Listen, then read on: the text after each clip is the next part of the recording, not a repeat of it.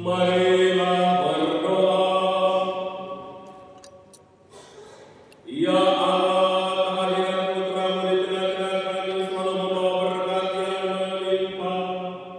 Semoga kami semakin mengagumi dan mengimani Putra-Mu itu, serta dengan rendah hati menjadi utusannya untuk membangun gereja demi semakin tegaknya kerajaan-Mu di dunia ini. Dengan pengantaran Tuhan kami Yesus Kristus Putra-Mu, yang hidup dan berkuasa bersama di dalam persatuan dengan Roh Kudus, Allah sepanjang segala masa.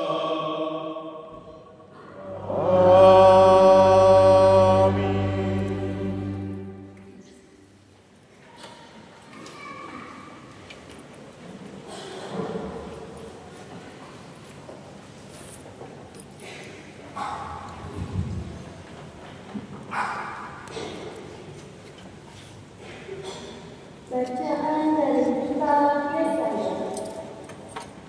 Dalam satu waktunya Raja Uzia, aku, Yesaya, melihat Tuhan duduk di atas tahta yang tinggi dan menjulang, dan ujung jubahnya memenuhi bait suci. Para serafim berdiri di sebelah atasnya, masing-masing bersayap kanan. Bersabut-sabutan mereka berseru, Kudus, Kudus, Kuduslah Tuhan semesta alam. Seluruh bumi penuh kemuliaan. Maka bergoyahlah alas tambah itu, disebabkan oleh suara orang yang berseru itu, dan rumah itu penuhlah dengan asap. Lalu aku berkata, celakalah aku binasa, sebab aku ini seorang yang najis bibir, dan aku tinggal di tengah-tengah bangsa yang najis bibir. Namun mataku telah melihat Sang Raja, Tuhan semesta alam. Tetapi salah satu dari para serafim itu terbang mendapatkan aku.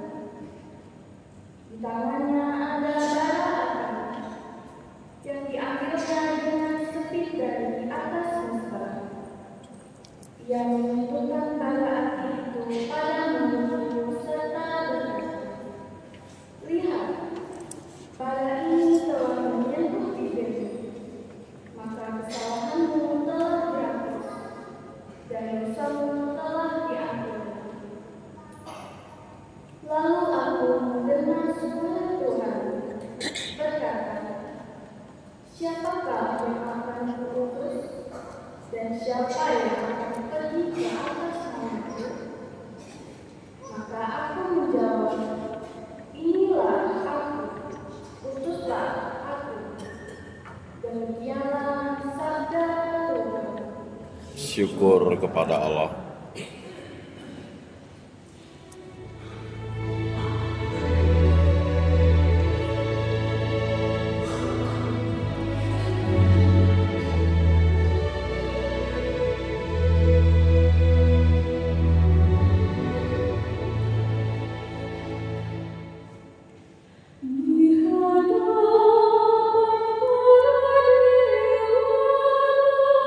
Aku hendak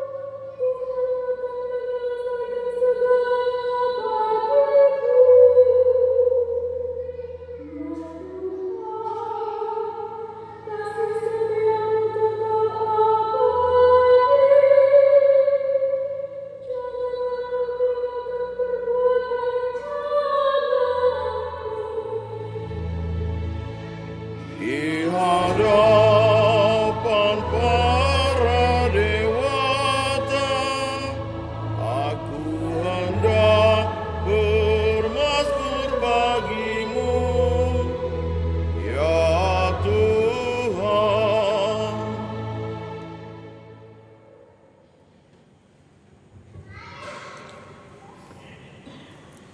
Bacaan dari surat pertama Rasul Paulus kepada jemaat di Korintus. Saudara-saudara, aku mau mengingatkan kamu kepada Injil yang sudah kuwartakan kepadamu dan yang sudah kamu terima, dan yang di dalamnya kamu teguh berdiri. Oleh Injil itu kamu diselamatkan, asal kamu berpegang teguh padanya, sebagaimana kuwartakan kepadamu. Kecuali kalau kamu sia-sia saja menjadi percaya. Sebab yang sangat penting telah kusampaikan kepadamu, yaitu apa yang telah kuterima sendiri, ialah bahwa Kristus telah wafat karena dosa kita, sesuai dengan kitab suci, bahwa Yesus telah dimakamkan, dan pada hari yang ketiga telah dibangkitkan, sesuai dengan kitab suci, bahwa Ia telah menampakkan dirinya kepada Kefas, dan kemudian kepada 12 murid. Sesudah itu, Ia menampakkan diri kepada lebih dari 500 saudara sekaligus. Kebanyakan dari mereka masih hidup sampai sekarang, tetapi beberapa di antaranya sudah meninggal dunia. Selanjutnya, Yesus menampakkan diri kepada Yakobus, lalu kepada semua rasul, dan yang paling akhir, Ia menampakkan diri juga kepada, seperti kepada anak yang lahir sebelum waktunya. Karena aku adalah yang paling hina dari semua rasul, dan tak layak disebut rasul. Sebab aku telah menganiaya jemaat Allah, tetapi berkat kasih karunia Allah, aku menjadi sebagaimana aku sekarang, dan kasih karunia yang dianugerahkannya kepadamu tidaklah sia-sia. Sebaliknya, aku telah bekerja lebih keras daripada mereka semua. Tetapi bukannya aku, melainkan kasih karunia Allah yang menyertai aku. Sebab itu, entah aku, entah mereka, begitulah kami mengajar, dan begitu pula kamu mengingat. Demikianlah sabda Tuhan. Syukur kepada Allah.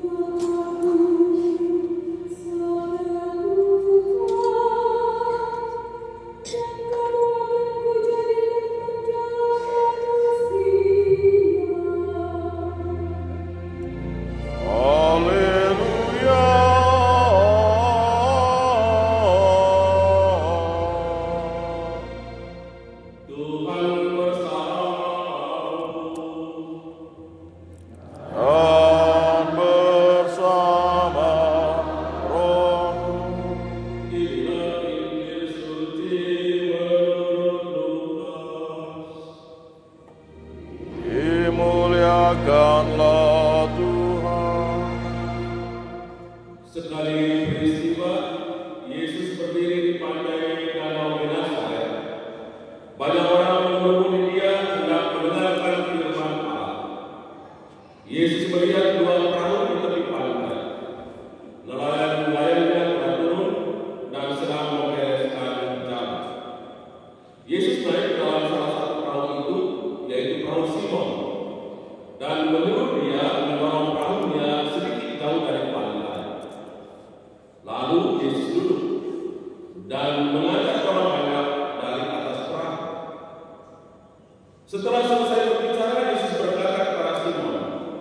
bertolaklah ke tempat yang dalam dan tebarkan jalanmu untuk menangkap ikan.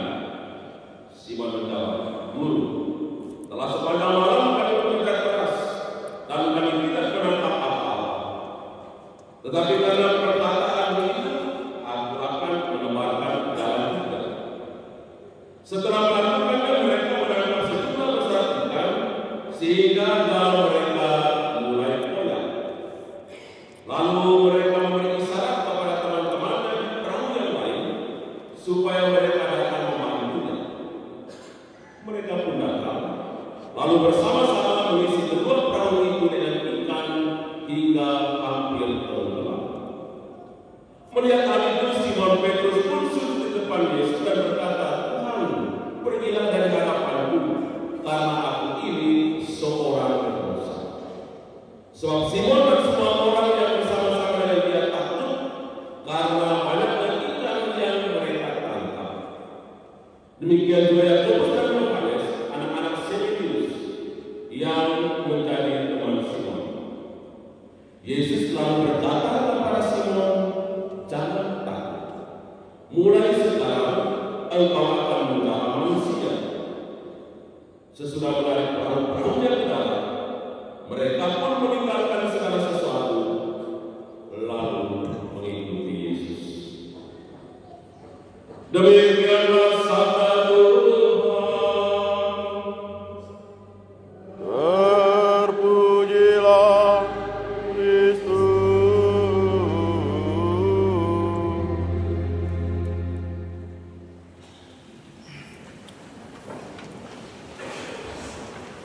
Ini aku utus selatan.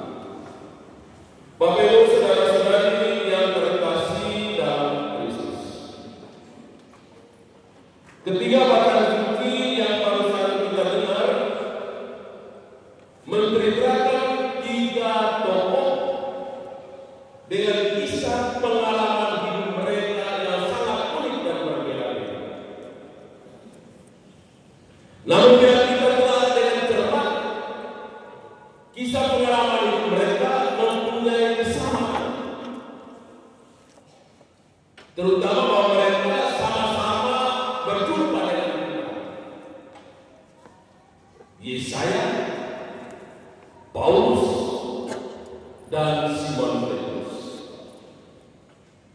Yesaya sebagaimana dituliskan dalam bacaan pertama berjumpa dengan Allah di dalam baitnya. Bahkan lidahnya disentuh oleh bara yang dibawa oleh Serafim.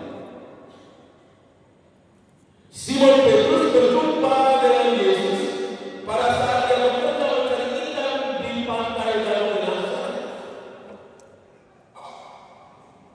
Dalam situasi kondisi di mana dia frustrasi karena tidak menangkap ikan, padahal sudah bekerja selama sungguh. Dan Paulus berjumpa dengan Tuhan saat dia melakukan misi kejahatannya untuk menganiaya orang-orang Kristen atau pengikut Kristus.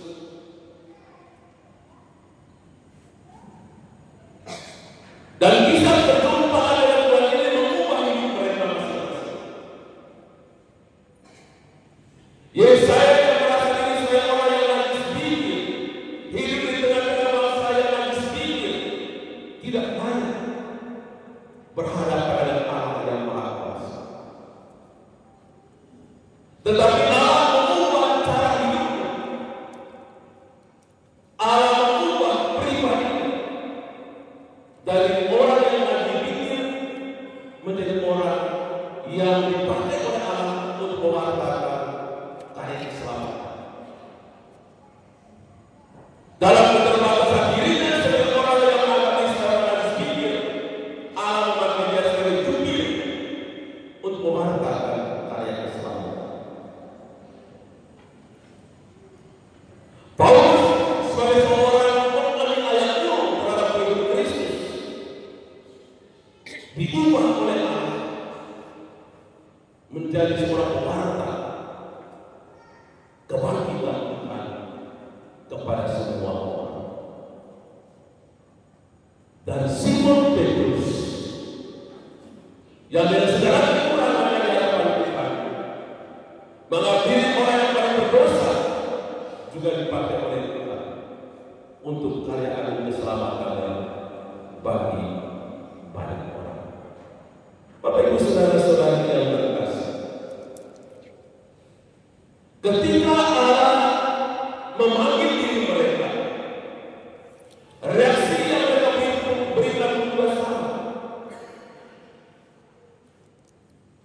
Terutama mereka sungguh mendengarkan dan melaksanakan apa yang Allah katakan, apa yang Allah perintahkan kepada mereka.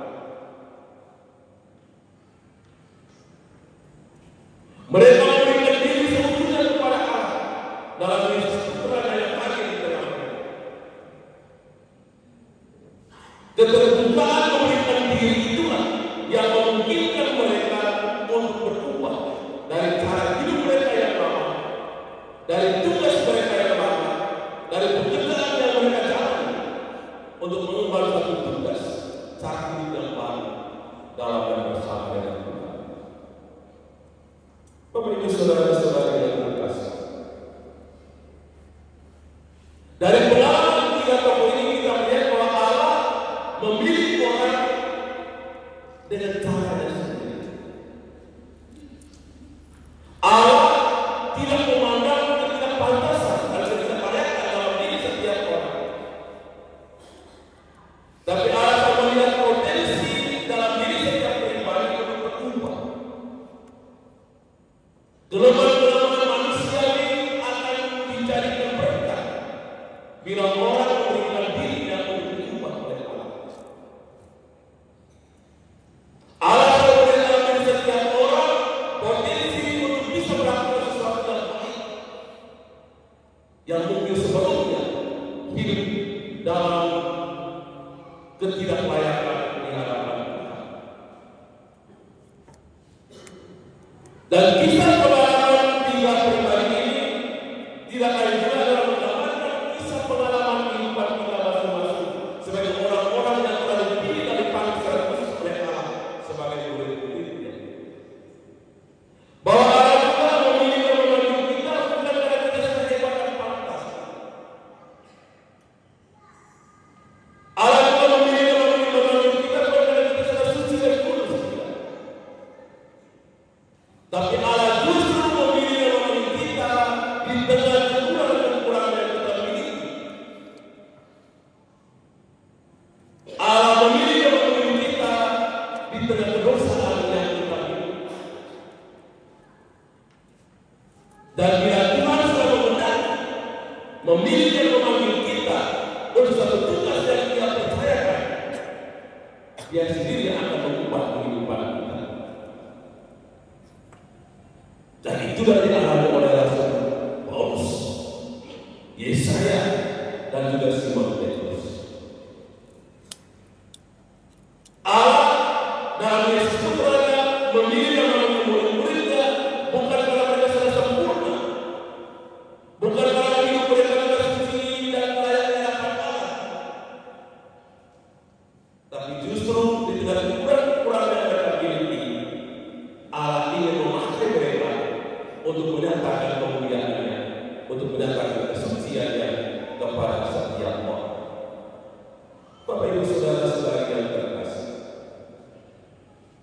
kisah perjumpaan panggilan Simon Petrus dan juga murid-muridnya di Danau Genesaret menggambarkan juga kisah pengalaman perjumpaan dan panggilan hidup kita sebagai murid-murid Tuhan. Tanpa kita sadari, kita menjadi murid Tuhan karena kita membuka diri untuk mendengarkan bisikan panggilan. Tanpa kita sadari bahwa kita memberikan diri untuk menjadi murid Tuhan karena ada sesuatu yang kita dengar, ada bisikan yang kita dengar, ada berita yang disampaikan kepada kita tentang pribadi Dia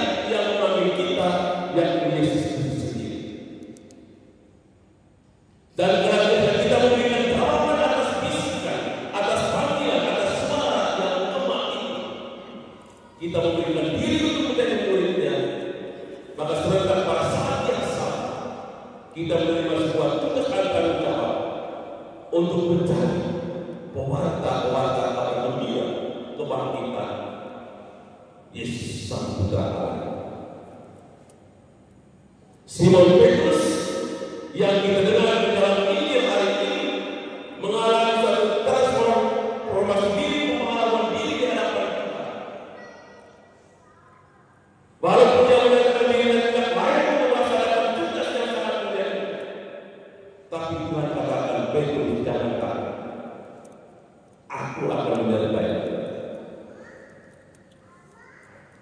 Dan pemberian diri yang total untuk sebuah tugas dan tanggung jawab yang Tuhan percayakan kepada dirinya membuat dia berubah menjadi penjala manusia. Ia tinggalkan pekerjaannya yang telah ditekuni bertahun-tahun sebagai seorang penjala ikan, berubah menjadi penjala manusia.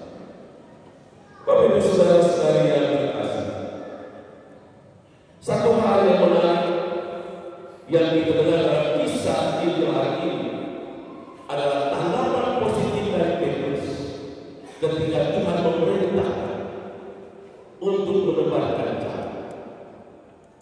Ketika Yesus meminta Petrus untuk menebarkan jalan, Simon awalnya dia adalah seorang nelayan yang tahu situasi dalam bidang. Dia tahu di mana ikan itu tempat berkumpul pada malam hari. Tetapi malamnya sepanjang malam mereka tidak menangkap ikan apa satu ekor pun. Dan seorang pemuda mengatakan, Petrus, tebarkan jalan di samping. Sebagai seorang nelayan, pasti dia berkata sendiri, aku mau perintah saya. Sepanjang malam kalau kita keliling lalu tidak takut satu ekor pun, kamu suruh perintah jalan. Ya, pertama. Tapi di tengah keraguan kepada coba-coba deh, mungkin dalam hatinya, yalah aku udah mati saja. Harapan optimis ini yang membuat dia yakin akan kuasa yang keluar dari pribadi yang memerintahkan. Dan ketika dia taat melaksanakan perintah Tuhan, pada saat itu bisa Tuhan menyatakan kuasa. Dan ketika Petrus melihat kuasa itu terjadi, nyata pada hadapannya, ia pun berseru, Tuhan, pergilah dari hadapanku. Aku ini tidak layak, aku ini orang berdosa. Kalau dalam berita dijelaskannya dia pakai kolor ya. Jadi layak di hadapan Yesus dia hanya dengan kolor saja, maka dia terlempung ke dalam kolam atau sungai.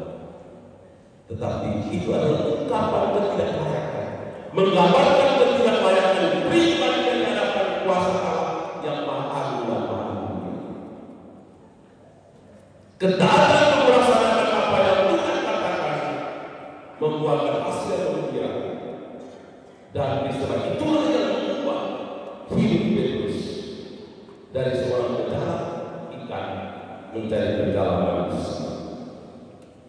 Dan sikap Simon ini juga mengajarkan kita untuk percaya pada Tuhan meskipun ada berbagai karakter dalam hidup kita. Sikap Petrus ini hendaknya menentukan keyakinan kita bahwa ketika Tuhan menyatakan kuasa, tidak ada satu kuasa manusia itu kita yang bisa melakukan. Bahwa di dalam pengalaman kehidupan kita ada pengalaman yang mungkin membuat kita tak berdaya. Pekerjaan kita seringkali gagal, usaha kita seringkali mengalami hambatan. Tapi hendaknya di tengah situasi itu, hendaknya kita memiliki harapan, keyakinan iman bahwa dalam bersatu dengan Tuhan sesuatu bisa terjadi melalui Tuhan. Keyakinan inilah yang membuat Petrus bersama teman-temannya untuk melaksanakan apa yang Tuhan katakan, apa yang Tuhan perintahkan. Ketaatan mereka membuahkan hasil di dalam kehidupan mereka. Dan ketika Simon menemukan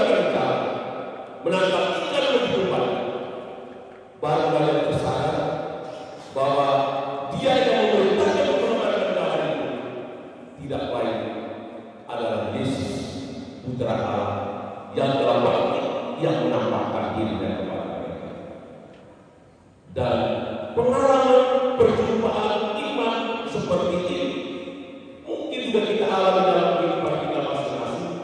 Hanya kita perlu menyadari akan setiap peristiwa kehadiran Tuhan di dalam kehidupan kita.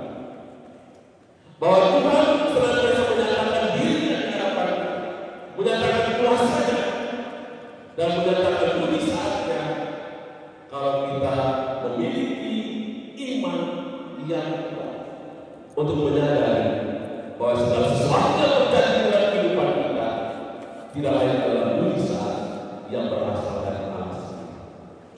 Hidup kita ini pun adalah mujizat nyata yang Tuhan anugerahkan kepada kita detik demi detik dalam usia kita.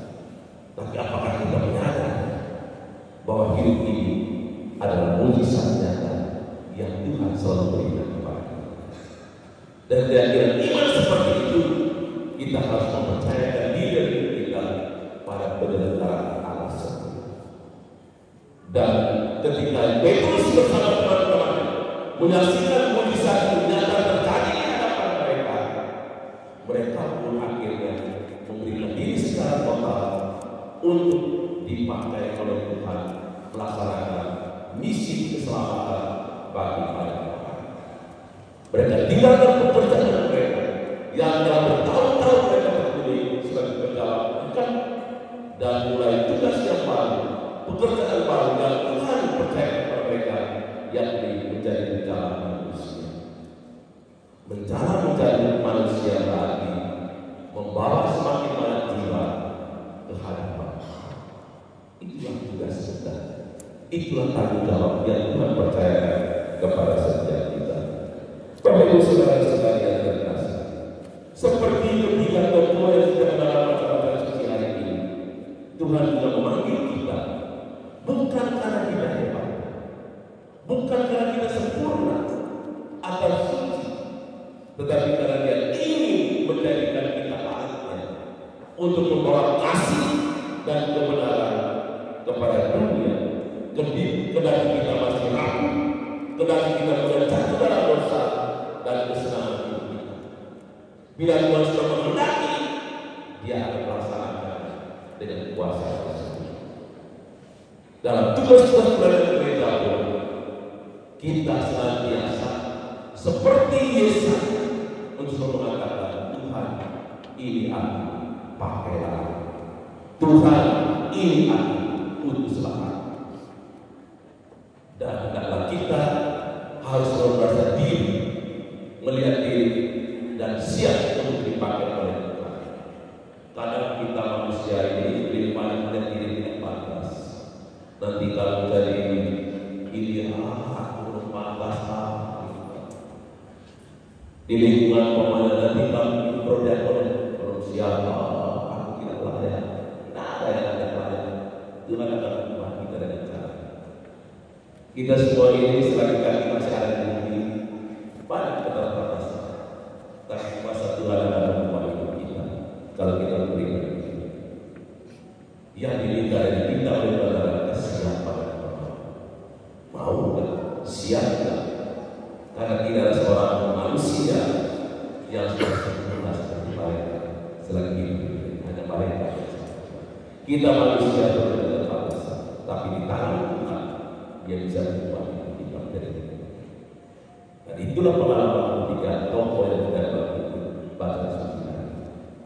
Bapak Ibu saudara-saudara yang terkasih, Tuhan memanggil dan mengutus kita untuk menghadirkan kasih dan kebaikan kepada sesama. Dan ini adalah panggilan yang berkat dalam diri setiap orang sebagai murid-murid Tuhan. Kita mau dipakai oleh Tuhan sebagai juru bicara untuk memancarkan kasih dan kebaikan, menghadirkan karya keselamatannya bagi dunia dan sesama kita.